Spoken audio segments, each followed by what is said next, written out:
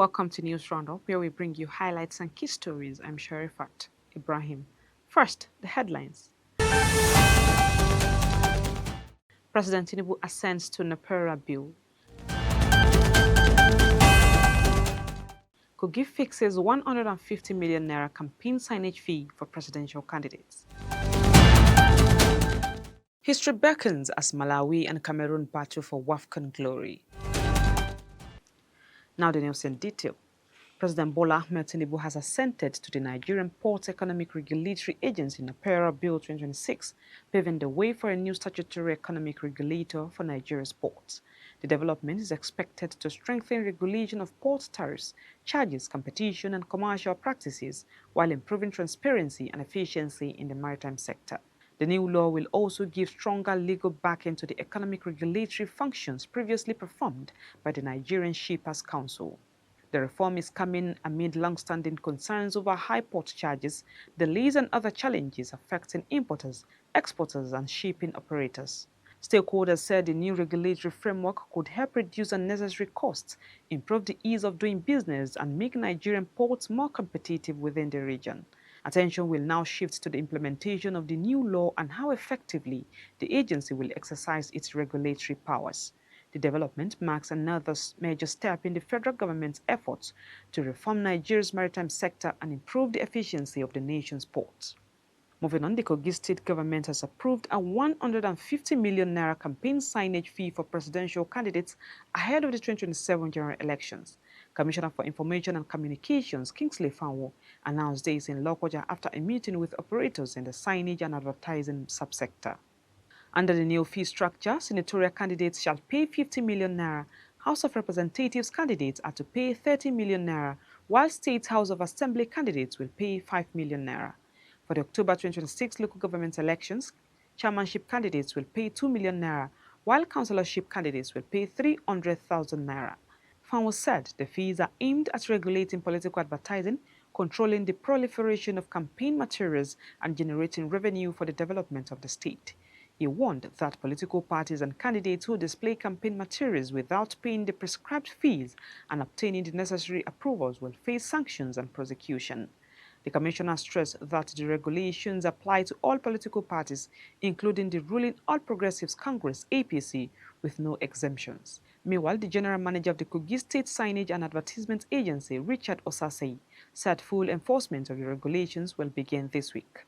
He urged political parties, candidates, and outdoor advertising operators to register with the agency and secure the required approvals before displaying campaign materials.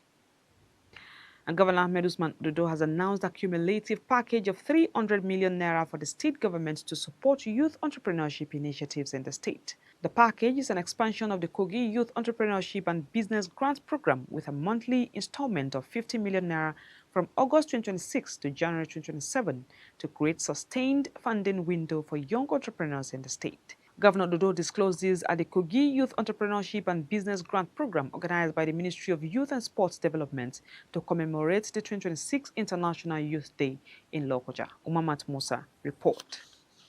Governor Ododo said the monthly intervention would complement the youth grant program, with the government expected to provide 300 million naira in additional support for a 6-month period. According to him, young people should not only be beneficiaries of the government's policies, but active partners in governance and development, noting that the decision to invest in entrepreneurship was part of the administration's broader strategy to unlock the potential of the youth population. According to him, young people should not only be beneficiaries of government policies, but active partners in governance and development, noting that the decision to invest in entrepreneurship was part of the administration's broader strategy to unlock the potential of the youth population.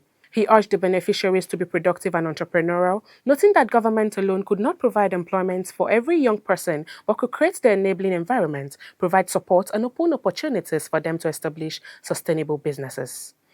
A society that invests in its youth is preparing for tomorrow and securing its future today. That is why, as we join the rest of the world to commemorate International Youth Day, we are not gathered merely to celebrate our young people with words. We are gathered to demonstrate in practical terms our belief in their capacity to shape the future of our dear state. That is why our security strategy must go beyond confronting criminals. We must also continue to create opportunities for our young people to work and build and belong.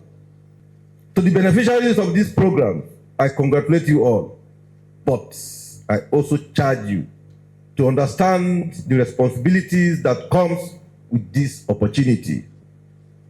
What you receive today is a vote of confidence. It is a statement by your government that we believe you can take an idea, nurture it, build it, and turn it into something that creates value. Earlier, the Commissioner for Youth and Sports Development, Monde Anyebe, disclosed that a grant monitoring and evaluation body has been established to track the utilization and impact of the funds, identify beneficiaries requiring additional support, and assess their capacity of the businesses to create sustainable employment. Today is more than the presentation of business grants. It is a demonstration of what is possible when government listens to its young people, believes in their potential, and deliberately creates opportunity for them to succeed. Since the beginning of your administration, you have demonstrated that the youth are not just merely beneficiaries of government programs. They are partners in building the future of our states. Your commitment to improving the lives and the prospects of young Kogites is evident in the opportunities being created across different sectors. And for this, the youth of Kogi State are forever grateful.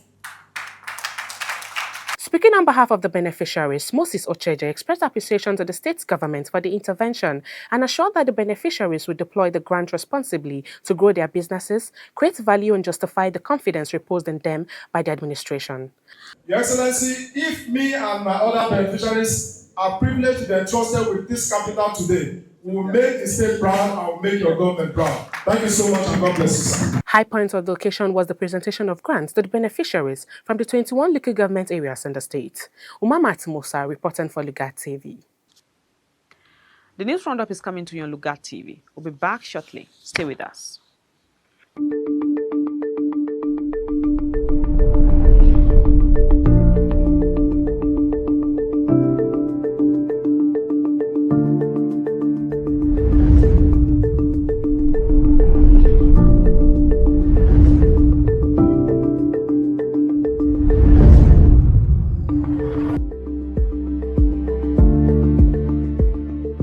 Healthy population that is educated is the engine of development in any society. Primary healthcare centers have brought quality medical services closer to the people. We do delivery of pregnant women here. We do postnatal services, antenatal services, immunization, and others. To be sincere with you, we thank God Almighty for all the effort His Excellency Usman Ahmed Ododo has put in place in promoting our healthcare systems in Kogi State. We appreciate the government of Usman Ododo, the governor of Kogi State. The man is very trying for us. We thank God for the health center. Anytime, either in the night, or in the afternoon, or in the morning, they are here already. The impact he has brought to the welfare of workers in the state. For the first time in the history of our state, areas of promotion that is cash-backed, and also the implementation of the new minimum wage, being the first state government to begin the implementation after the announcement by the federal government a little over a year ago. So you can see that his performance has been very, very sterling. It's unprecedented in the history of our state. We are very proud of what we've done as a state. For the next 2 years, we are hoping that we are going to top what has been achieved, and it will be a ground for his re-election by 2027. Continue to reflect on our achievements, learn from our past, and continue to strive for a more inclusive, prosperous, and more united Kogi State.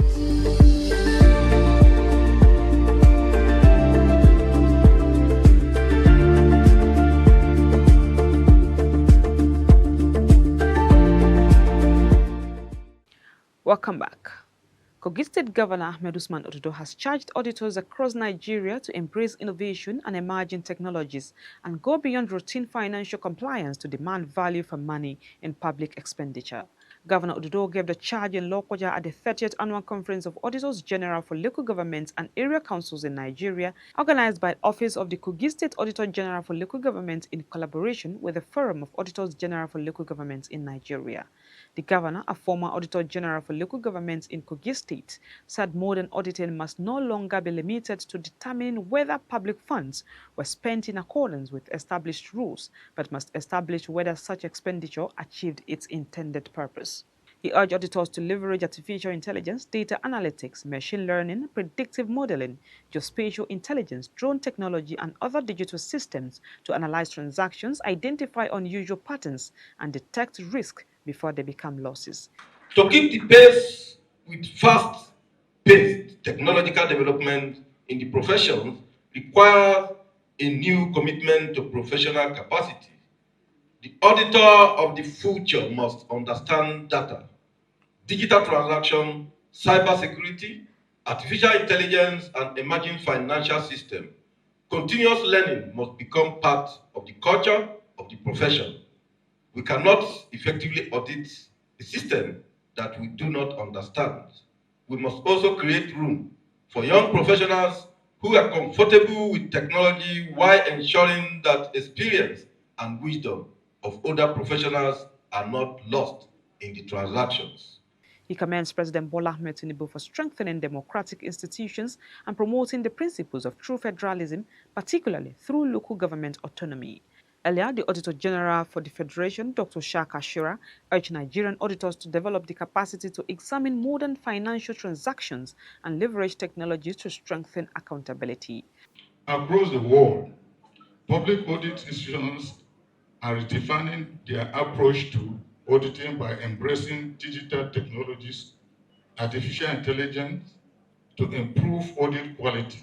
The national chairman of the Forum of Auditors General for Local Governments and Area Councils in Nigeria, Babagana Lamino, said the conference represents a collective effort to strengthen public accountability and improve auditing efficiency across the country. For 3 decades, our annual conference has served as a vital platform for professional engagement, capacity development, knowledge sharing, collaboration, and the promotion of best practice in public sector auditing. Kogi State Auditor General Yakubu Okala commends Governor Odudo for his support for the auditing profession and for providing an enabling environment for audit institutions to discharge their statutory responsibilities. The Auditor General for Local Government, Yakubu Adabenege, said the commitment of the state government to transparency, accountability, and good governance provides the foundation for hosting the conference, stressing that auditing should strengthen systems and protect public funds. As we deliberate over the next days, let this 30th conference remind us that auditing is not just about detecting errors. That is to my colleagues. It is about strengthening systems, protecting public funds, and building trust in government. Kogi State is proud to host this conversation. Governor Ahmed Usman Odudo has pledged to strengthen workers' welfare and expand employment opportunities in line with the agenda of his administration to improve livelihoods of residents across the state.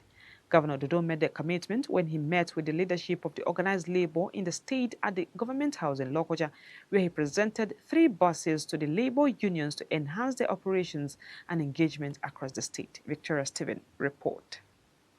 Governor Odudo noted that the 3 vehicles to the Nigeria Labour Congress, Trade Union Congress, and Joint Negotiating Council is to strengthen their operations and improve engagement with workers across the state. He disclosed plans by the administration to embark on employment, assuring that the process would be properly organized to ensure transparency and effective deployment of manpower to areas of need. Today is just for us to have an interface and for me to get back to you, to make a report of how far I have gone on your requests. We are going to embark on massive employment. As a civil servant, as an auditor, I think if at this time, whatever we are doing, we did not organize it well, then we are a failure. I want to appreciate all of you. No strike, nothing, no crisis. It is not because I am perfect.